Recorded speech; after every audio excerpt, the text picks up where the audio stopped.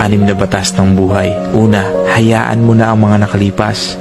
Palayain mo ang sarili mo para hindi ka na maapektuhan kung ano man ang ginagawa mo sa kasalukuyan. Pangalawa, ano man ang iniisip sa iyo ng iba ay wala ka ng pakialam doon. Hayaan mo lang sila at magpatuloy ka sa ginagawa mo. Pangatlo, hindi naman palagi kang nasa ilalim. Malay mo baka bukas, umangat ka naman. Halos lahat ng bagay ay magiging okay pagdating ng tamang oras. At sigurado, pagtatawanan mo na lang ang mga nakalipas. Pang-apat, huwag mong ihugot sa iba ang kasiyahan mo. Hindi responsibilidad ng iba ang iyong kasiyahan, kundi ikaw lang. Ikaw lang ang magpapasaya sa sarili mo. Pang-lima, huwag mong ikukumpara ang iyong sarili sa iba at huwag mo silang husgahan. Hindi mo alam kung ano ang kwento ng buhay nila at kung ano-ano ang kanilang mga pinagdaanan at ang lakbay na kanilang tinatahak. Pang-anim, humiti ka lang o tumawa ka. Hindi naman ganun kahaba ang buhay para problemahin mo ang sarili mo araw-araw. Enjoy mo lang ang buhay.